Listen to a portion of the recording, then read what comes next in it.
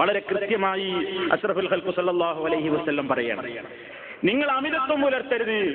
മുഅ്മിന് ഭക്ഷണം കഴിക്കുമ്പോൾ നിയന്ത്രണങ്ങളുണ്ട്, അവന് വെള്ളം കുടിക്കുമ്പോൾ നിയന്ത്രണങ്ങളുണ്ട്, വീട് നിർമ്മിക്കുമ്പോൾ നിയന്ത്രണങ്ങളുണ്ട്, ജീവിതത്തിന്റെ സുഖങ്ങളും സൗകര്യങ്ങളും ഒക്കെ ഒരുക്കുമ്പോൾ നിയന്ത്രണങ്ങളുണ്ട്.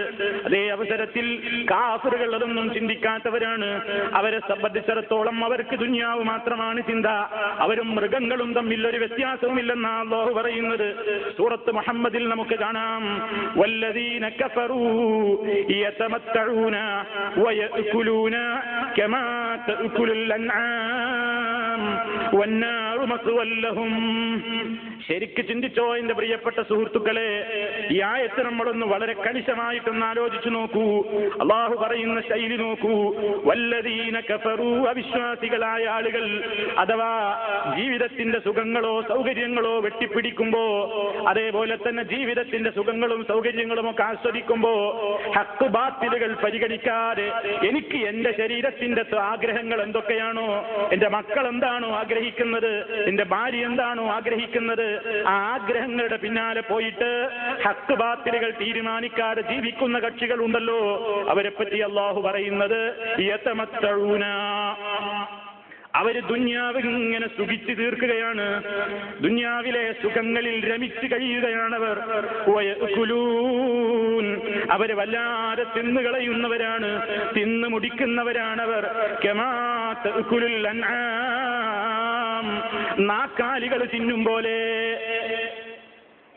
നമ്മൾ ഭക്ഷണം കഴിക്കുമ്പോൾ ഒരാൾ നമ്മളോട് പറയുന്നു, എന്തടാ പോത്ത് തിന്നും പോലെ തിന്നുന്നതെന്ന് പറഞ്ഞാൽ എനിക്കോ നിങ്ങൾക്കുമോ സുഖിക്കുമോ? പോത്ത് തിന്നും പോലെ തിന്നുന്നവനെന്ന് പറഞ്ഞാൽ സുഖിക്കുമോ രചിക്കുമോ?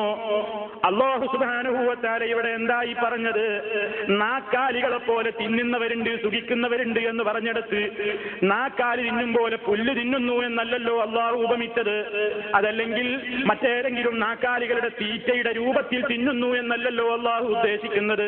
മറിച്ച് നാക്കാലിക്ക് ഒരു സാധനം കഴിക്കുമ്പോ അതെനിക്ക് കഴിക്കൽ ഹക്കായ ഭക്ഷണമാണോ, ഹലാലായ ഭക്ഷണമാണോ, ഹറാമായ ഭക്ഷണമാണോ?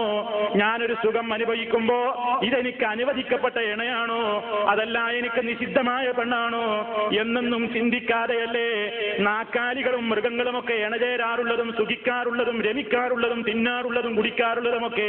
അതേ ചിന്താഗതിയിൽ ജീവിക്കുന്ന ഒരുപാട് മനുഷ്യന്മാരുണ്ട് ലോകത്ത്. അവരെ പറ്റിയാ അല്ലാഹു പറയുന്നത് യതമത്തഊന, അവർ സുഖിച്ചുല്ലസിച്ചുകൊണ്ട് ആറാടുകയാണ്.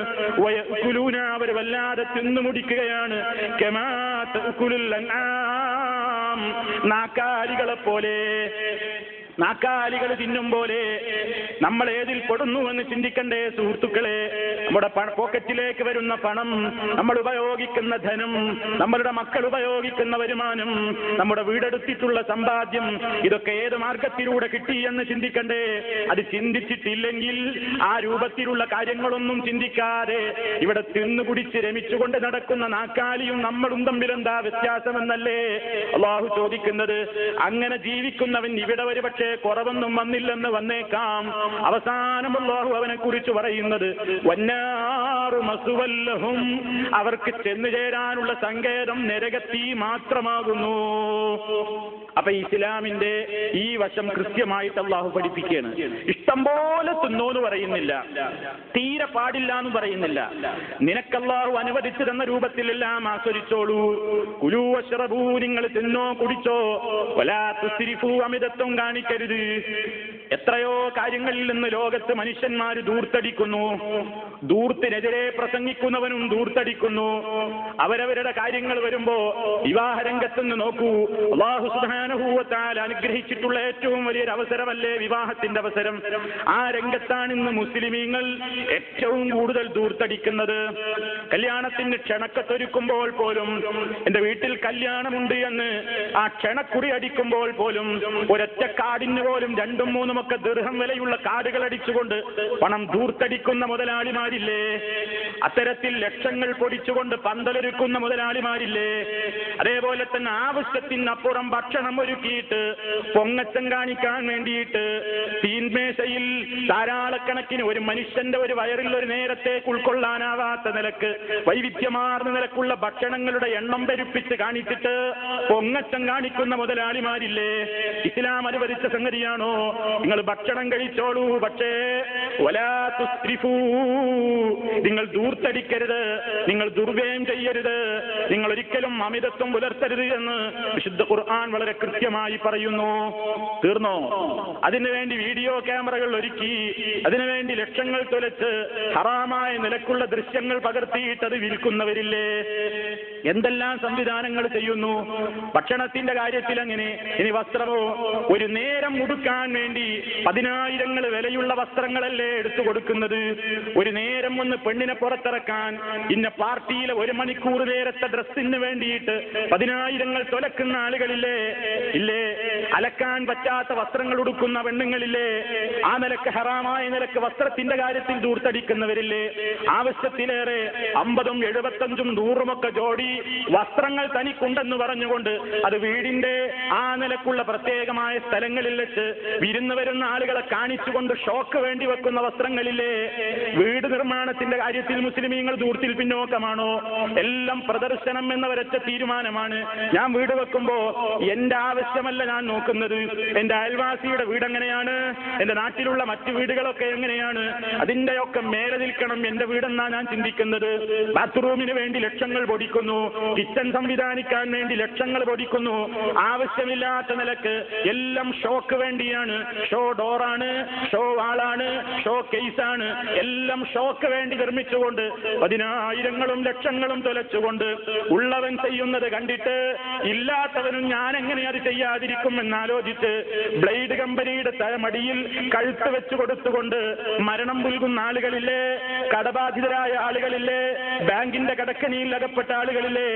ആ രൂപത്തിൽ അല്ലാഹു സുബ്ഹാനഹു വ തആല പറഞ്ഞിടത്ത് നിൽക്കാത്തത് കൊണ്ട് പ്രവാസ ജീവിതം മതിയാക്കി പോകാൻ പോലും കഴിയാതെ തന്റെ കുടുംബത്തോടൊത്തൊരു മണിക്കൂർ പോലും സമാധാനത്തോടുകൂടി ഒന്ന് അന്തി ഉറങ്ങാൻ കഴിയാത്ത എത്രയോ ആളുകളില്ലേ നമ്മുടെ കൂട്ടത്തിൽ? നമ്മൾ എന്തിന് മറ്റുള്ളവരെ നോക്കുന്നു? അവനവന്റെ ആവശ്യം നോക്കിയാൽ പോരെ? ദൂർത്തടിക്കുന്നവരെ സംബന്ധിച്ച് എന്താ അല്ലാഹു തആല പറഞ്ഞത്? വലാ തുബസ്സിർ തബ്ദീറാ, നീ ഒരിക്കലും ദൂർത്തടിക്കരുത്, നീ ദൂർത്തടിച്ചു പോകരുത്. ഇന്നൽ മുബസ്സിരീന കാനൂ ഇഖ്വാന ശയാത്തീൻ, ദൂർത്തടിക്കുന്ന ആളുകൾ, ദുർവ്യയം ചെയ്യുന്ന ആളുകൾ അവര് ശൈത്താന്റെ സഹോദരങ്ങളാണ് കേട്ടോ, അവര് ശൈത്താന്മാരുടെ സഹോദരങ്ങളാണ് എന്ന് അല്ലാഹു സുബ്ഹാനഹു വ തആല പറഞ്ഞിട്ട് പറയുന്നു. ഇന്ന ശൈത്വാന വകാന ശൈത്വാനു ശൈത്താൻ ലിറബ്ബിഹി കഫൂറാ, തന്റെ റബ്ബിനോട് തീരെ നന്ദി കാണിക്കാത്ത നന്ദികേടിന്റെ പര്യായമാണ് ശൈത്താൻ. ആ ശൈത്താന്റെ മിത്രങ്ങളും സഹോദരങ്ങളുമാണ് ആര്? ഈ ദൂർത്തടിക്കുന്നവർ. ആവശ്യമില്ലാതെ ചെലവഴിക്കുന്നത് എന്തും ദൂർത്താണ്. അത് വളരെ കുറഞ്ഞാണെങ്കിലും നിങ്ങൾ നോക്കൂ, ഈ ആയത്ത് വിശദീകരിക്കുന്ന വേളയിൽ മഹാന്മാരായ പണ്ഡിതന്മാർ വിശദീകരിക്കുന്ന വിശദീകരണം, സഹാബത്തിന്റെ വിശദീകരണം, താബീഈങ്ങളുടെ വിശദീകരണം, മഹാനായ ഇബ്നു ജരീർ തബരി എവിടുത്തെ തഫ്സീറിൽ രേഖപ്പെടുത്തുന്നത് നോക്കിക്കോളൂ. ഇബ്നു മസ്ഊദ് റളിയല്ലാഹു തആല അൻഹു, അതേപോലെ അബ്ദുല്ലാഹ് ഇബ്നു അബ്ബാസ് റളിയല്ലാഹു അൻഹു ഇവരൊക്കെ പറയുന്നു, അത്തബ്ദീർ, ദൂർത്തടിക്കുക എന്ന് പറയണമെങ്കിൽ അത് അൽ ഇൻഫാഖു ഫീ ഗൈരി ഹഖ്ഖിൻ, ആവശ്യമില്ലാത്ത കാര്യത്തിൽ അല്പം ചെലവഴിച്ചാലും അതെന്താണ്? ദൂർത്താണ്. ഇനി ഇമാം മുജാഹിദ് റഹ്മത്തുള്ളാഹി അലൈഹി പറയുന്നു, ലൗ അൻഫഖ ഇൻസാനുൻ മാലഹു കുല്ലഹു ഫിൽ ഹഖ് ലം യകുൻ മുബസ്സിറാ വലൗ അൻഫഖ മുദ്ദൻ ഫീ ഗൈരി ഹഖ്ഖിഹി കാന തബ്ദീറാ. ലൗ അൻഫഖ ഇൻസാനുൻ, ഒരു മനുഷ്യൻ ചെലവഴിച്ചാൽ, മാലഹു കുല്ലഹു, തന്റെ മുഴുവൻ ധനവും ഒരാൾ ചെലവഴിച്ചു എന്ന് സങ്കല്പിക്കുക. ഏതിൽ? ഫിൽ ഹഖ്, ഹഖായ ഒരു കാര്യത്തിന് വേണ്ടി ഒരാൾ തന്റെ മുതൽ മുഴുവൻ ചെലവഴിച്ചാലും ലം യകുൻ മുബസ്സിറാ, അവനൊരിക്കലും ധൂർത്തനായി പരിഗണിക്കപ്പെടുന്നതല്ല. നേരെ മറിച്ച് വലൗ അൻഫഖ മുദ്ദൻ, ഒരു മുദ്ദെങ്കിലും ഒരാൾ ചെലവഴിച്ചാലും ഫീ ഗൈരി ഹഖ്ഖിഹി, ആവശ്യമില്ലാത്ത ഹഖല്ലാത്തൊരു മാർഗത്തിൽ ഒരു മുദ്ദെങ്കിലും ഒരാൾ ചെലവഴിച്ചാലും കാന തബ്ദീറാ, അത് ഏറ്റവും വലിയ ദുർവ്യയത്തിൽ പെടുന്നു. അപ്പൊ അല്പം പോലും ഒരു ഹറാമായ സംഗതിക്ക് ചെലവഴിച്ചാൽ അത് ദുർവ്യയാണ്. നല്ല കാര്യത്തിലേക്ക് മുഴുവൻ ചെലവഴിച്ചാലോ, നല്ല കാര്യത്തിലേക്ക് ചിലപ്പോൾ ചെലവഴിക്കേണ്ടി വന്നാലോ അതൊരിക്കലും എന്തല്ല, ഒരു ദുർവ്യയമല്ല. ഇനി ഇമാം ഖത്താദ റഹ്മത്തുള്ളാഹി അലൈഹി പറയുന്നു, അത്തബ്ദീറു, തബ്ദീർ എന്ന് പറഞ്ഞാൽ ഖുർആൻ വിരോധിച്ചിട്ടുള്ള തബ്ദീർ എന്ന് പറഞ്ഞാൽ അന്നഫഖതു ഫീ മഅസിയത്തില്ലാഹി തആല വഫീ ഗൈരിൽ ഹഖ് വഫിൽ ഫസാദ്.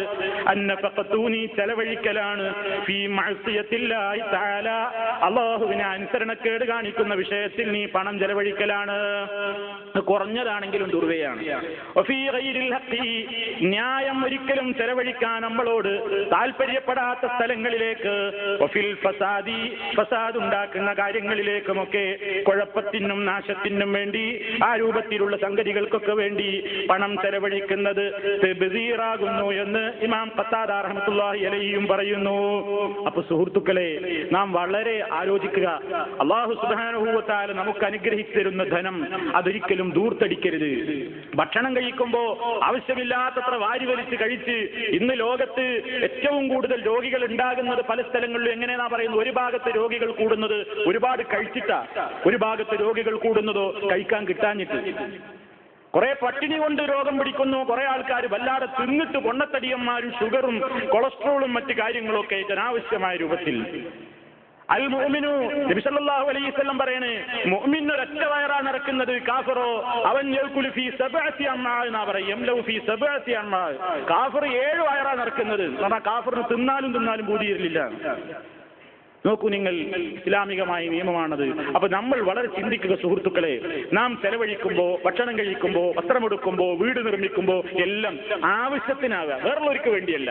മറ്റോ അങ്ങനെ പറഞ്ഞു വിചാരിച്ച് അങ്ങനെ കഴിക്കല, അവൻ പറഞ്ഞു എന്ന് വിചാരിച്ച് അവൻ പറയുന്ന മോഡലിൽ വീടങ്ങ് ഉണ്ടാക്കല. നമ്മളല്ലേ കടക്കാരനാകുന്നത്, നാമല്ലേ കടബാധിതനാകുന്നത്, അല്ലേ? അപ്പൊ അതുകൊണ്ട് ഇസ്ലാം പറഞ്ഞെടുത്ത് നിന്നാൽ സമാധാനമുണ്ട് ഈ ലോകത്തും നാളെ പരലോകത്തും. അതുകൊണ്ട് അല്ലാഹു പറയുന്നു, അല്ലാഹു ഒരിക്കലും ഇഷ്ടപ്പെടാത്ത കക്ഷികളാണ് ധൂർത്തന്മാരും ദുർവ്യയക്കാരും, അതിൽ നിങ്ങൾ പെട്ടുപോകരുത്. അത് നമ്മൾ ചിന്തിക്കുക. അള്ളാഹു അനുവദിച്ച അളവിലും തോതിലൊക്കെ ഉപയോഗിക്കുക. അത് ഹറാമായ രൂപത്തിലല്ലാതെ ഹലാലിലൂടെ മാത്രം നേടി ഹലാലിലേക്ക് മാത്രം ചെലവഴിച്ച് നാളെ പരലോകത്തെ റബ്ബിന്റെ കോടതിയിൽ എന്നോട് ഇതിനെക്കുറിച്ചുള്ള ചോദ്യമുണ്ടാകുമെന്ന ഭീതിയോടുകൂടി മുത്തഖീങ്ങളായി ജീവിക്കുക എന്നോട് നിങ്ങളോടും ഉണർത്തുന്നു. അർഹമുർ റഹീമീനായ തമ്പുരാൻ ആ നിലക്ക് സൂക്ഷ്മത പാലിക്കുന്ന നല്ലവരിൽ നമ്മെ എല്ലാവരെയും ഉൾപ്പെടുത്തി അനുഗ്രഹിക്കുമാറാകട്ടെ. അൽഹംദുലില്ലാഹ് വസ്സലാത്തു വസ്സലാമു അലാ റസൂലില്ലാഹ് വഅലാ ആലിഹി വഅസ്ഹാബിഹിൽ മുജാഹിദീന ഫീ സബീലില്ലാഹ്. അമ്മാ ബഅദ് ഫത്തഖുല്ലാഹ ഇബാദല്ലാഹ്. അല്ലാഹുവേ, സൂക്ഷിച്ച് ജീവിക്കണേ എന്നൊരിക്കൽ കൂടി എന്നെയും നിങ്ങളെയും ഉണർത്തുന്നു. അല്ലാഹു സുബ്ഹാനഹു വ തആല സൂക്ഷ്മതയുള്ള ഒരു ജീവിതം നൽകി നമ്മയെല്ലാം അനുഗ്രഹിക്കുമാറാകട്ടെ. അള്ളാഹു ഈ ലോകത്ത് സംവിധാനിച്ചു തന്നിട്ടുള്ള വിഭവങ്ങളെ ഉപയോഗിക്കുമ്പോൾ പോലും അത് അനാവശ്യമായ നിലക്കായി തീരരുത്. അനുവദിക്കപ്പെട്ട രൂപത്തിലും അനുവദിക്കപ്പെട്ട വസ്തുക്കളും മാത്രമേ ഉപയോഗിക്കാവൂ. അതല്ലാത്തത് കുറ്റകരമാണ് എന്നതാണ് ഇപ്പോൾ നിങ്ങൾ മനസ്സിലാക്കിയത്. ഈ വിഷയത്തിൽ നബി സല്ലല്ലാഹു അലൈഹി വസല്ലം നമുക്ക് നൽകിയ പ്രധാനപ്പെട്ട ഒരു വശം കൂടി പറഞ്ഞുകൊണ്ട് അവസാനിപ്പിക്കുകയാണ്. ഈ ലോകത്ത് അല്ലാഹു ചെയ്തിട്ടുള്ള ഏറ്റവും വലിയ അനുഗ്രഹമാണ്, നമുക്ക് നൽകിയ വിഭവമാണ് ജലവിഭവം, വെള്ളം. ആ ജലം ഉപയോഗിക്കുന്നിടത്ത് ഈ ലോകത്തുള്ള എല്ലാ ജീവജാലങ്ങളുടെയും നിലനിൽപ്പിന്റെ ആധാരമാണ് ജലം. അതുകൊണ്ട് അതിന് വലിയ മഹത്വമുണ്ട്. പടച്ചതമ്പുരാൻ ഇവിടെ സൃഷ്ടിച്ചിട്ടുള്ള മുഴുവൻ സൃഷ്ടികളെയും അവയുടെയൊക്കെ ഉത്ഭവം ജലഗണത്തിൽ നിന്നാണ്, ജലത്തിൽ നിന്നാണ് എന്ന് വിശുദ്ധ ഖുർആൻ വ്യക്തമായി തന്നെ പറയുന്നത്. വെള്ളം കൂടാതെ ഒരു ജന്തുവിനും ഒരു വസ്തുവിനും ഇവിടെ ജീവിക്കാൻ കഴിയില്ല. അത്രമാത്രം ലോകത്ത് വെള്ളത്തിന്റെ ആവശ്യമുണ്ട്. ആ വെള്ളം ഒരാൾ ദുരുപയോഗം ചെയ്യുമ്പോഴോ അവൻ അത് കിട്ടേണ്ടുന്ന ഒരുപാട് അവകാശികളുടെ അവകാശത്തെയാണ് അവൻ ഹനിക്കുന്നത്, മുടക്കുന്നത്. ഞാൻ കൊടുക്കുന്ന ബില്ലല്ലേ, എനിക്കിഷ്ടം പോലെ അനുഭവിക്കും, പറ്റില്ല, അനുവാദമില്ല, അള്ളാഹുവിന്റെ അനുവാദമില്ല. എത്രത്തോളം ശുദ്ധീകരണ പ്രക്രിയയിൽ പോലും അത് അനുവാദമില്ല. അഷ്റഫുൽ ഖൽഖ് സല്ലല്ലാഹു അലൈഹി വസല്ലമിന്റെ ചര്യ പറയാണ് സഹാബത്ത്. കാന റസൂലുള്ളാഹി, ജാബിർ റളിയല്ലാഹു അൻഹു പറയാണ്, കാന റസൂലുള്ളാഹി സല്ലല്ലാഹു അലൈഹി വസല്ലം യഗ്തസിലു ബിസ്സാഇ വയതവല്ലഉ ബിൽ മുദ്ദി. സഹീഹായ ഹദീസാണ്. നബി സല്ലല്ലാഹു അലൈഹി വസല്ലം ഒരു സാഴ് വെള്ളം കൊണ്ട് കുളിക്കാറുണ്ടായിരുന്നു, ഒരു മുദ്ദ വെള്ളം കൊണ്ട് വുളു എടുക്കാറുണ്ടായിരുന്നു. കഴിയോ നമുക്ക്? ഒരു സാഴ് എന്നപ്പോ എത്ര ഉണ്ടാവുള്ളൂ? ഒരു സാഴ് വെള്ളം, വളരെ കുറഞ്ഞ വെള്ളം ഉണ്ടാവുള്ളൂ. അതുകൊണ്ട് നബി കുളിച്ചിരുന്നു. ഒരു മുദ്ദ് വെള്ളം കൊണ്ട് ഉളു എടുത്തിരുന്നു. അപ്പൊ ഉളു എടുക്കുമ്പോഴും ശുദ്ധീകരണം നടത്തുമ്പോൾ പോലും അതിൽ വളരെ ശ്രദ്ധ പുലർത്തേണ്ടതുണ്ട്. നിങ്ങൾ നോക്കൂ, നബി സല്ലല്ലാഹു അലൈഹി വസല്ലം അതാ സ്വഹാബത്തിന് ആ ചര്യ കൃത്യമായി പഠിപ്പിച്ചു കൊടുത്തിട്ടുണ്ട്. അബ്ദുല്ലാഹി ഇബ്നു അംർ ഇബ്നുൽ ആസ് റളിയല്ലാഹു അൻഹു ഉദ്ധരിക്കുന്ന ഒരു സംഭവം, അന്ന റസൂലുള്ളാഹി സല്ലല്ലാഹു അലൈഹി വസല്ലം മർറ ബി സഅദിൻ വഹുവ യതവല്ലഉ. സഅദ് റളിയല്ലാഹു തആല അൻഹു വുദു ചെയ്തുകൊണ്ടിരിക്കെ റസൂൽ അതിലൂടെ ഒന്ന് കടന്നുപോയി. സഅദ് റളിയല്ലാഹു അൻഹു വുദു ചെയ്യാണ്. അപ്പൊ വുദു ചെയ്യുമ്പോൾ വല്ലാതെ വെള്ളം അങ്ങനെ ഉപയോഗിക്കുന്നുണ്ട്. അപ്പൊ നബി സല്ലല്ലാഹു അലൈഹി വസല്ലം ഒരൊറ്റ ചോദ്യം, എന്തേ വെള്ളം ഇങ്ങനെ അനാവശ്യമായി കളയുന്നത്? ഉടനെ നബി സല്ലല്ലാഹു അലൈഹി വസല്ലം ഈ സഹാബി ചോദിക്കുന്നു, അഫിൽ വുദൂഇ ഇസ്റാഫ്, നബിയെ വുദു എടുക്കുമ്പോഴുമുണ്ടോ ഇസ്റാഫ്? വുദൂഇലും വരുമോ ഇസ്റാഫ് എന്ന് ചോദിച്ചപ്പോ അതേ നബി സല്ലല്ലാഹു അലൈഹി വസല്ലം പറയുന്നുണ്ട്, നഅം വഇൻ കുൻത അലാ നഹരിൻ ജാർ, ഒഴുകുന്ന നദിയിൽ നിന്നാണ് നീ വുദു ചെയ്യുന്നതെങ്കിലും ആവശ്യത്തിനെ വെള്ളം എടുക്കാവൂ. കണ്ടോ, വെള്ളം പുഴങ്ങനെ ഒഴുകല്ലേ, ആർക്കും ചെലവില്ലാതെ. എന്തേ കുറേ വെള്ളം എടുത്ത് ഇങ്ങനെ ഒഴിച്ച് കുറേ കഴുകിക്കൂടെ? റസൂൽ എന്താ പറഞ്ഞത്? വേണ്ട, ഒഴുകുന്ന നദിയിൽ നിന്നാ വുദു എടുക്കുന്നതെങ്കിലും ആവശ്യത്തിന് ഉപയോഗിച്ചാൽ മതി, അല്ല അപ്പുറം ഉപയോഗിക്കാൻ നിനക്ക് അനുവാദമില്ലാണ്. ഇത് നോക്കൂ, അതാ അബ്ദുല്ലാഹി ഇബ്നു അംർ ഇബ്നു ആസ് റളിയല്ലാഹു അൻഹു തന്നെ ഉദ്ധരിക്കുന്നു. കേൾക്കുന്ന ഹദീസ് ഇമാം നസായി റിപ്പോർട്ട് ചെയ്തതാണ്. നബി സല്ലല്ലാഹു അലൈഹി വസല്ലം യസ്അലുഹു അനിൽ വുദൂഇ. ഒരു അഅറാബി, ഒരു ഗ്രാമീണനായ മനുഷ്യൻ റസൂലുള്ളാഹിനോട് വന്നിട്ട് വുദൂഇനെ സംബന്ധിച്ച് മസ്അല ചോദിക്കുന്നു. ഫഅറാഹുൽ വുദൂഅ സലാസൻ സലാസ, നബി അതാ വുദൂഇന്റെ അവയവങ്ങളൊക്കെ 3 തവണ കഴുകിയിട്ട് അങ്ങ് കാണിച്ചു കൊടുത്തിട്ട് സുമ്മ ഖാല, എന്നിട്ട് റസൂൽ പഠിപ്പിച്ചു, ഇത്ര മാത്രമേ നീ വുദു എടുക്കാവൂ, ഇപ്രകാരമാണ് വുദു ചെയ്യേണ്ടത്. ഫമൻ സാദ അലാ ഹാദാ ഫഖദ് അസാഅ വതഅദ്ദാ വളലമ. ഇതിൽ കൂടുതൽ ആരെങ്കിലും ചെയ്താൽ, ഇതിനേക്കാൾ ആരെങ്കിലും അധികരിപ്പിച്ചാൽ, ഫഖദ് അസാഅ, അവൻ ചീത്തയാണ് ചെയ്തത്, വതഅദ്ദാ, അവൻ അതിക്രമമാണ് ചെയ്തത്, വളലമ, അവൻ അക്രമമാണ് ചെയ്തിരിക്കുന്നത്. പടച്ചവന്റെ റസൂല് പഠിപ്പിച്ചേടത്ത് നിൽക്കണം. അതിന്റെ എണ്ണം കൂട്ടാൻ പാടില്ല. കൂട്ടുമ്പോ എണ്ണം കൂടുകയും ചെയ്യും, വെള്ളം കൂടുതൽ ഉപയോഗിക്കുകയും ചെയ്യും. അതിന്റെ തഫ്സീറിൽ നമുക്ക് കാണാൻ സാധിക്കും. അപ്പൊ നോക്കൂ സുഹൃത്തുക്കളെ, ഇബാദത്ത് ചെയ്യാൻ വേണ്ടി നിസ്കാരത്തിന്റെ താക്കോലാണ് വുദു. ആ വുദു എടുക്കുന്നിടത്ത് പോലും വെള്ളം ഉപയോഗിക്കുമ്പോൾ, നമ്മൾ ഇബാദത്ത് ശരിയാകാൻ വേണ്ടി എടുക്കുമ്പോഴല്ലേ വുദു കുറച്ച് നന്നായിട്ടൊക്കെ കഴുകണം, വൃത്തിയാക്കണം. പക്ഷേ ആവശ്യത്തിലപ്പുറം അവിടെ എടുത്തൂടാ. അപ്പൊ പിന്നെ അനാവശ്യത്തിന് വെള്ളം കളയുന്നതോ, അനാവശ്യമായിട്ട് ഇങ്ങനെ പൈപ്പ് തുറന്നിടുന്നതോ? എന്റെ ഫ്ലാറ്റിൽ എന്റെ ബില്ല് ഞാനല്ല കൊടുക്കണം, ആരാ ചോദിക്കാന്ന് പറഞ്ഞാൽ ചോദിക്കാൻ ആളുടെ നാളെ പരലോകത്ത് ഇവിടെ ഇല്ല. ഒരുപാട് ആളുകളുടെ അവകാശം അതിലൂടെ നീ ഹനിക്കുകയാണ്. നീ 1 ലിറ്റർ വെള്ളം അനാവശ്യമായി ഉപയോഗിക്കുന്നുവെങ്കിൽ ആ 1 ലിറ്ററിന് വേണ്ടി ദാഹിക്കുന്ന ജീവജാലങ്ങൾ ഈ പ്രപഞ്ചത്തിലുണ്ട്, ഈ ഭൂമിയിലുണ്ട് എന്ന് മനസ്സിലാക്കണം. അതുകൊണ്ട് അർഹതപ്പെട്ടതേ ഉപയോഗിക്കാവൂ. അത് വെള്ളമാണെങ്കിലും നീ ബില്ലടക്കുന്നതാണെങ്കിലും അർഹതപ്പെട്ടതും അനുവദിക്കപ്പെട്ട തോതിലുമേ ഉപയോഗിക്കാവൂ. അതുകൊണ്ട് നിനക്ക് ദുനിയാവിലും കാര്യമുണ്ട്, ആഖിറത്തിൽ ശാശ്വതമായ രക്ഷയുമുണ്ട്. കാരണം അല്ലാഹു ഒരിക്കലും മുസ്രിഫീങ്ങളെ ഇഷ്ടപ്പെടുന്നില്ല. മുബസ്സിരീങ്ങളെ ശൈത്താന്മാരുടെ ആളുകളായിട്ടാണ് അല്ലാഹു കാണുന്നത്. അതുകൊണ്ട് സുഹൃത്തുക്കളെ, ജീവിതത്തിന്റെ എല്ലാ അനുഗ്രഹങ്ങളും അനുവദിച്ച തോതിലും അളവിലും മാത്രം ഉപയോഗിക്കുക. സർവോപരി അത് തനിക്ക് ഉപയോഗിക്കലും ഉപയോഗപ്പെടുത്തലും ഹലാലാണോ എന്ന് 100 വട്ടം ആലോചിക്കുക. ഹറാമുകൾ കലരാത്ത ധനം ആധുനിക കാലഘട്ടത്തിലെ സാമ്പത്തിക രംഗത്ത് വളരെ വളരെ അപൂർവമായി വന്നുകൊണ്ടിരിക്കുന്ന ഒരു കാലഘട്ടമാണ്. കഴിയുന്നത്ര സൂക്ഷിക്കുക സുഹൃത്തുക്കളെ. ഫത്തഖുല്ലാഹ മസ്തതഅ്തും, കഴിവിന്റെ പരമാവധി അല്ലാഹുവിനെ സൂക്ഷിക്കുക. റഹ്മാനായ തമ്പുരാൻ നാം കഴിക്കുന്ന ഭക്ഷണം, നാം ധരിക്കുന്ന വസ്ത്രം, നമ്മൾ ഉപയോഗിക്കുന്ന എല്ലാ വിഭവങ്ങളും നമുക്ക് അനുവദിക്കപ്പെട്ട നിലക്കുള്ളതായി, ആ നിലക്ക് സൂക്ഷ്മതയോടുകൂടി അവയെ ഉപയോഗിക്കുന്ന മുത്തഖീങ്ങളിൽ, ഖാലിസീങ്ങളിൽ നമ്മെ എല്ലാവരെയും ഉൾപ്പെടുത്തി തരുമാറാകട്ടെ. അനർഹമായത് ഭക്ഷിച്ചുകൊണ്ട്, അനർഹമായത് ധരിച്ചുകൊണ്ട്, അനർഹമായ നിലക്കുള്ള സമ്പാദ്യം മുഖേന ജീവിത സുഖങ്ങൾ അനുഭവിച്ചുകൊണ്ട് നരകാഗ്നി വിലക്ക് വാങ്ങുന്ന മഹാദോഷികളിൽ നിന്ന്, ദൗർഭാഗ്യവാന്മാരിൽ നിന്ന് അർഹമുർ-റഹീമീനായ തമ്പുരാൻ നമ്മെ എല്ലാവരെയും കാത്തുരക്ഷിക്കുമാറാകട്ടെ. നമ്മുടെ ജീവിതത്തിൽ അല്ലാഹു എന്നെന്നും പരിശുദ്ധി നിലനിർത്തുമാറാകട്ടെ. ശാരീരികവും മാനസികവുമായ അസുഖങ്ങളിൽ നിന്ന് അല്ലാഹു നമുക്ക് മോചനം നൽകുമാറാകട്ടെ. മാറാവ്യാധികളിൽ നിന്ന്, കഷ്ടപ്പാടുകളിൽ നിന്ന് അല്ലാഹു കാത്തുരക്ഷിക്കുമാറാകട്ടെ. സമാധാനവും സന്തോഷവുമുള്ള ഒരു ജീവിതം രണ്ട് ലോകത്തും നൽകി അള്ളാഹു അനുഗ്രഹിക്കുമാറാകട്ടെ. നമ്മിൽ നിന്ന് മരണപ്പെട്ടു പോയവർക്ക് അള്ളാഹു മഗ്ഫിറത്ത് നൽകുമാറാകട്ടെ. നമ്മുടെ കർമ്മങ്ങൾ അള്ളാഹു സ്വീകരിക്കുമാറാകട്ടെ. റബ്ബനാ തഖബ്ബൽ മിന്നാ ഇന്നക അൻതസ് സമീഉൽ അലീം. اللهم اغفر للمؤمنين والمؤمنات والمسلمين والمسلمات الأحياء منهم والأموات إنك مجيب الدعوات وقاضي الحاجات. اللهم أعز الإسلام والمسلمين وأذل الشرك والمشركين. اللهم أجرنا من النار. اللهم أجرنا من النار. اللهم أجرنا وأجر والدينا من النار. ربنا اغفر لنا ولإخواننا الذين سبقونا بالإيمان ولا تجعل في قلوبنا غلا للذين آمنوا ربنا إنك رؤوف رحيم. توفنا مسلمين والحقنا بالصالحين والحمد لله رب العالمين.